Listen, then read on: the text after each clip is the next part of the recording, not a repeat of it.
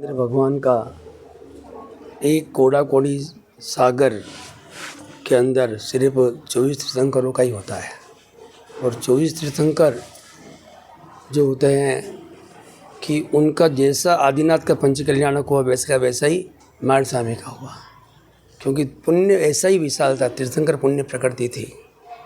तो अब ये अपन जो पंच कल्याणक पूजन करते हैं, ये पंच कल्याणक पूजन जो है कि जो मूल कॉपी थी, सर्टिफाइड कॉपी है, ये उसकी प्रतिलिपि है, सर्टिफाइड प्रतिलिपि है।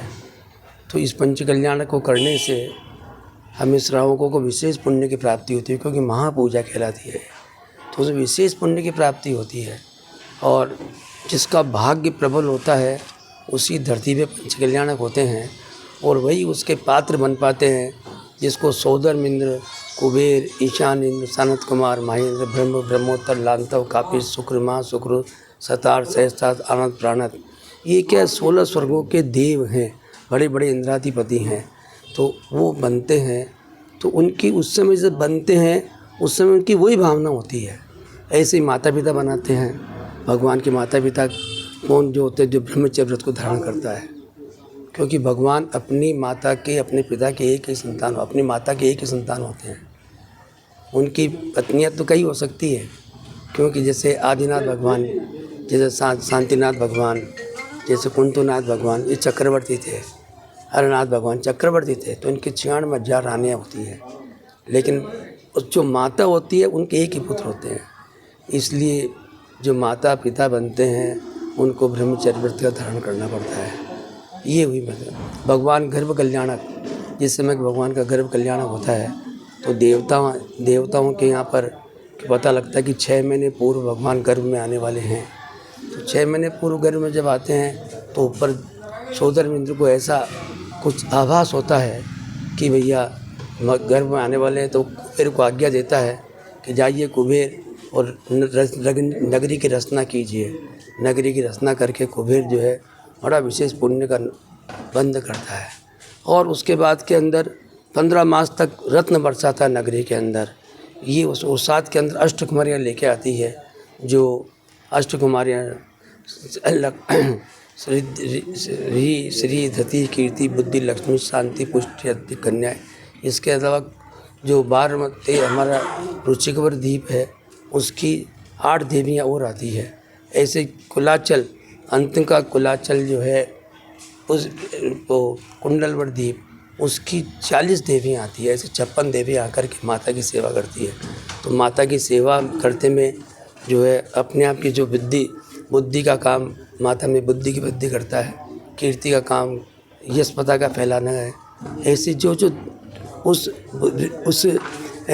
अष्टकुमारियों का काम है, वो अपना अपना कार्य करती है। और विशेष रूप से माता ऐसे ऐसे प्रश्नों को जवाब देती है कि उसके अंदर जो है वो, यानी ऐसे सवाल, ऐसे जवाब होते हैं कि किसी के पास नहीं। क्योंकि माता के पेट में, गर्भ में भगवान है ना, उसका प्रभाव पड़ता है, गर्भ का प्रभाव बहुत पड़ता है। ऐसे उसके बाद में जन्म कल्याणक होता है। जन्म कल्याणक के अंदर सुमेरु पर्वत पर ले जाकर के इंद्र 1008 कलशों से अभिषेक करता है। और एक एक कलश कितना है? 8 योजन लंबा, 8 योजन गहरा। यहाँ से चल जाओ आप अपने बगरू तक चल जाओ, इतना लंबा गहरा, और 4 योजन चौड़ा, और कितना उसका मुख 1 योजन का। ऐसे 1008 कलशों से सौदर्म एक साथ उस तत्काल जाए हुए बालक का अभिषेक करता है।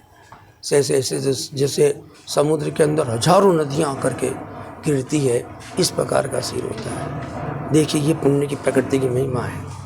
उसके बाद भगवान को बाल्यकाल जिस प्रकार आनंद देते हैं, माता पिता को सबको आनंद देते हैं, उनके साथ के अंदर कोई मनुष्य का बच्चा खेलने नहीं आता।